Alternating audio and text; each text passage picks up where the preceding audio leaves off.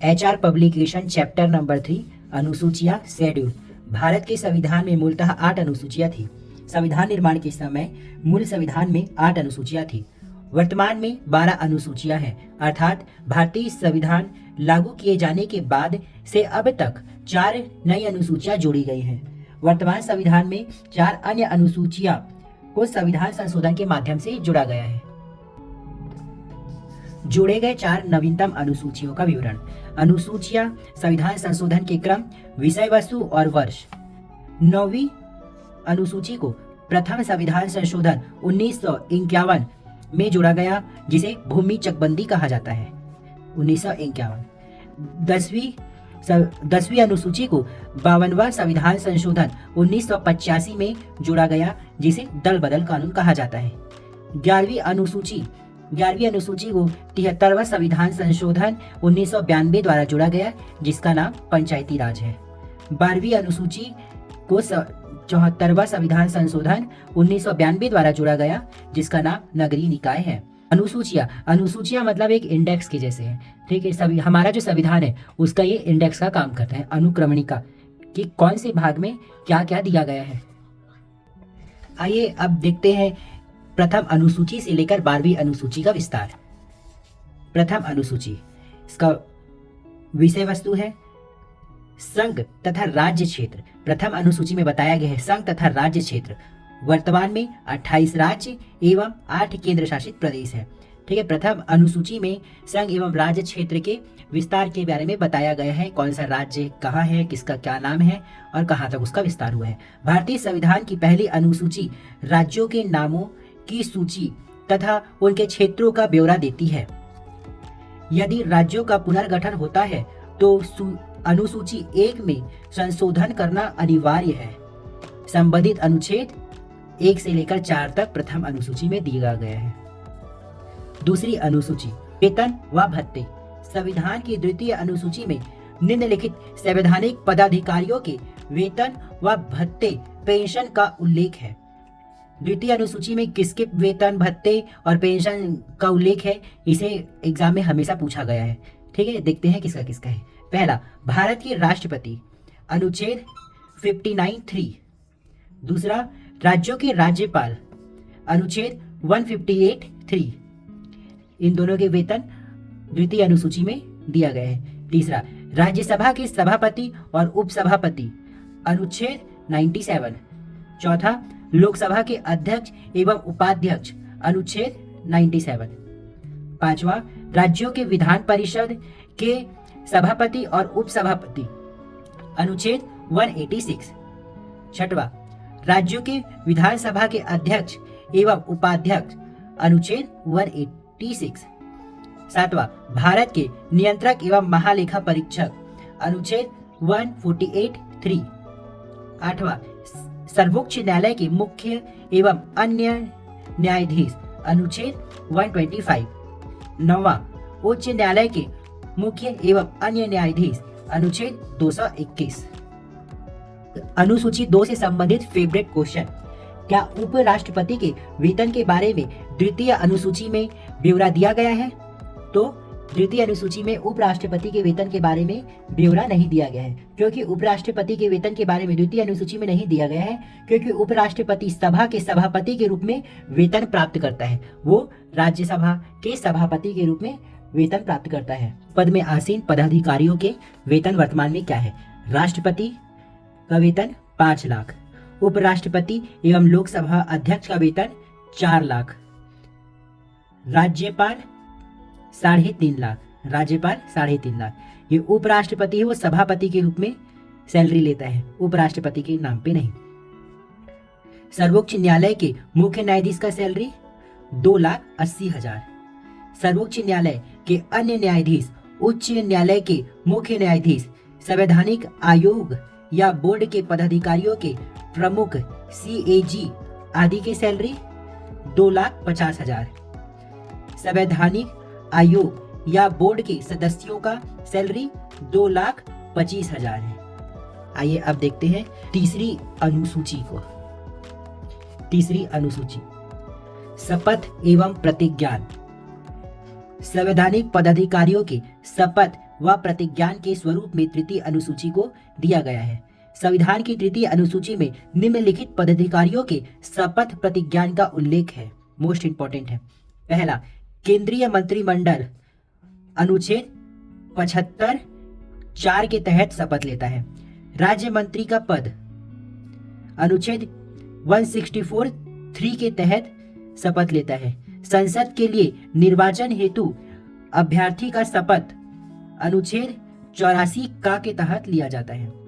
चौथा, राज्य विधानमंडल के निर्वाचन के लिए अभ्यर्थी का शपथ। पांचवा, संसद के सदस्यों का शपथ अनुच्छेद 99 के तहत लिया जाता है। छठवां, राज्य विधानमंडल के सदस्यों का शपथ अनुच्छेद 188 के तहत लिया जाता है। सातवां, सर्वोच्च न्यायालय के मुख्य एवं अन्य न्यायाधीशों का शपथ अनुच्छेद 124(6) के अकॉर्डिंग किया जाता है। आठवां, उच्च न्यायालयों के मुख्य एवं अन्य न्यायाधीशों का शपथ। नौवां, भारत के नियंत्रक एवं महालेखा परीक्षक का शपथ अनुच्छेद 148(2) के तहत लिया जाता है। तो इतने पदाधिकारियों का शपथ तृतीय अनुसूची में दिया गया है। इससे संबंधित और बातें। शपथ या प्रतिज्ञान। सर्वोच्च न्यायालय क्या शपथ लेता है?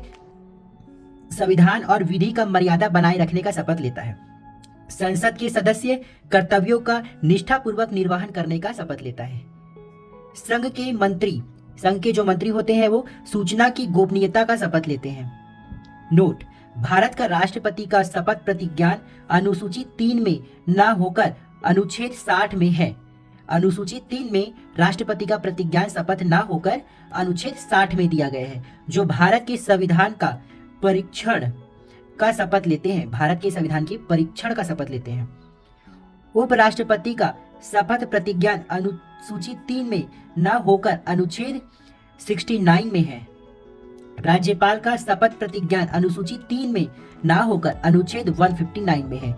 ये मोस्ट इंपॉर्टेंट है, कूट वाले प्रश्नों में पूछा जा सकता है। अनुसूची 3 में किसका प्रतिज्ञान नहीं है और कौन से अनुच्छेद में उसका प्रतिज्ञान दिया गया है। चौथी अनुसूची, राज्य एवं केंद्र शासित प्रदेशों में राज्यसभा की सीटों का आवंटन। चौथी अनुसूची, भारत के विभिन्न राज्यों एवं केंद्र शासित प्रदेशों में राज्यसभा सीटों का आवंटन। इसे संबंधित अनुच्छेद है 4(1) अनुच्छेद 80(2). पांचवी अनुसूची, एससी एवं एसटी क्षेत्रों का उल्लेख। पांचवी अनुसूची अनुसूचित क्षेत्रों तथा अनुसूचित जनजातियों के प्रशासन व नियंत्रण से संबंधित प्रावधान असम, मेघालय, त्रिपुरा व मिजोरम राज्यों को छोड़कर अनुच्छेद 244(1) के अकॉर्डिंग है। वर्ष 1997 में सुप्रीम कोर्ट की 3 सदस्यीय पीठ ने समता बनाम आंध्र प्रदेश राज्य एवं अन्य के वाद में निर्णय देते हुए कहा था कि जनजातीय भूमि का खनन के लिए निजी पक्षकारों को अंतरण अकृत और शून्य घोषित किया गया है। छठवीं अनुसूची, पांचवी अनुसूची में एसटी एससी क्षेत्रों के लिए था और छठवीं अनुसूची में असम, मेघालय, त्रिपुरा, मिजोरम राज्य भारत के उत्तरी पूर्वी राज्यों के जनजातीय क्षेत्रों के प्रशासन के संबंध में उपबंध है। भारतीय संविधान में पांचवी अनुसूची और छठवीं अनुसूची के उपबंध अनुसूचित जनजातियों के हितों की रक्षा के लिए है। इसे संबंधित अनुच्छेद 244(2) एवं अनुच्छेद 275(1) है। सातवीं अनुसूची में केंद्र व राज्य के मध्य शक्तियों का बंटवारा है कि कौन से विषय पे राज्य कानून बनाएगा और कौन से विषय पे केंद्र कानून बनाएगा। इसमें 3 विषय हैं: संघ सूची, राज्य सूची, समवर्ती सूची। संघ सूची अर्थात केंद्र द्वारा बनाने वाले कानून, केंद्र द्वारा जिन विषयों पर कानून बनाए जाते हैं वो संघ सूची है। राज्य सूची, राज्य सरकार द्वारा जिन विषयों पर कानून बनाए जाते हैं वह राज्य सूची।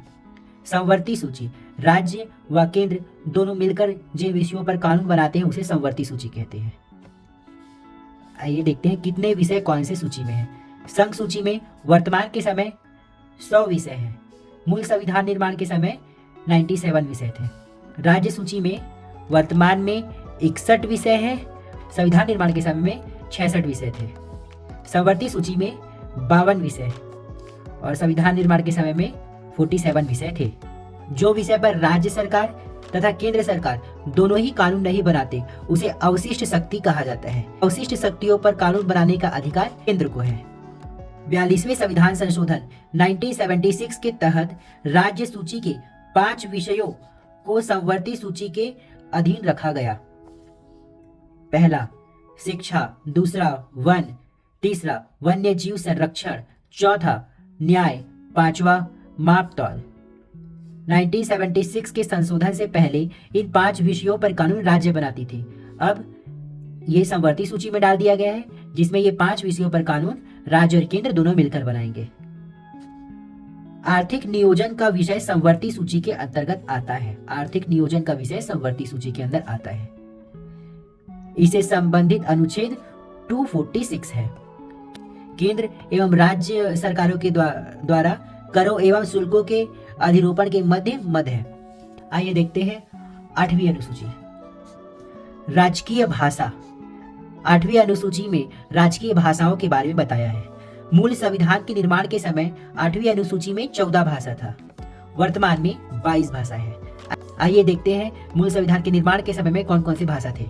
14 भाषा, पहला मलयालम, दूसरा तमिल, तीसरा कन्नड़, चौथा तेलुगु, पांचवा मराठी, छठवां गुजराती, सातवां पंजाबी, आठवां कश्मीरी, नौवां संस्कृत, 10वां उर्दू, 11वां उड़िया, 12वां बंगला, 13वां असमीय, 14वां हिंदी।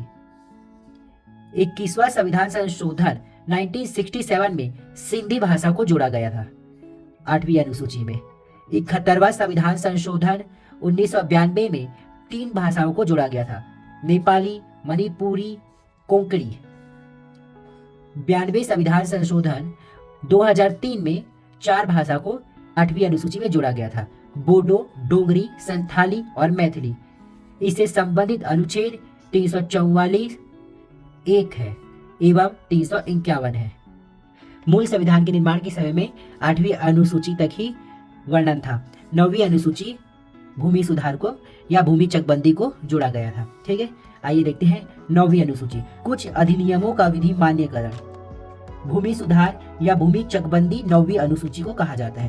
पहला संविधान संशोधन 1951 के तहत संविधान में जोड़ा गया है। इस अनुसूची को भारत के प्रथम प्रधानमंत्री पंडित जवाहरलाल नेहरू के कार्यकाल में जोड़ा गया। इसके अंतर्गत शामिल किए जाने वाले अधिनियमों एवं विनियमों के विधिमान्यकरण को न्यायिक पुनर्विलोकन अनुच्छेद 31 ख के माध्यम से बाहर रखा गया है, क्योंकि भूमि सुधार कानूनों को न्यायालय में चुनौती देने से रोकना था। न्यायालय में भूमि सुधार कानूनों को चुनौती देने से रोकने के लिए न्यायिक पुनर्विलोकन अनुच्छेद 31 ख से बाहर रखा गया है इसे। किंतु 9वीं अनुसूची में सम्मिलित विषयों को निम्नलिखित आधार पर न्यायालय में चुनौती दिया जा सकता है या न्यायिक पुनर्विलोकन के लिए चुनौती दी जा सकती है। पहला, आधारभूत ढांचे के आधार पर। दूसरा, मौलिक अधिकारों के आधार पर। मौलिक अधिकार यदि हनन हो रहे हैं तो उसके आधार पर भी चुनौती दिया जा सकता है। तमिलनाडु राज्य ने ओबीसी आरक्षण को इसी अनुसूची में शामिल किया है। कोयला केस भारत के संविधान की 9वीं अनुसूची से संबंधित है। राज्य भूमि सुधार अधिनियमों को संवैधानिक सुरक्षा प्रदान करना है। वर्तमान में इस अनुसूची में लगभग 284 विधियां शामिल है। अनुच्छेद 31 ख के अनुसार इस अनुसूची में उल्लेखित नियमों और विनियमों को इस आधार पर शून्य नहीं समझा जाएगा कि वे भाग 3 के किन्हीं उपबंधों और प्रदत्त अधिकारों में से किसी से असंगत है या उनको छीन लेते हैं या न्यून करते हैं। न्यायालय द्वारा यह निर्णय किया गया कि 24 अप्रैल 1973 केशवानंद भारती वाद निर्णय की तिथि के बाद 9वीं अनुसूची में शामिल किए गए अध्ययनों की समीक्षा इस आधार पर की जाएगी कि वे अनुच्छेद 21, 14 एवं 19 में प्रतिबंधित संविधान के मूल ढांचे की अवधारणा का उल्लंघन करते हैं। 10वीं अनुसूची दल बदल संबंधित प्रावधान।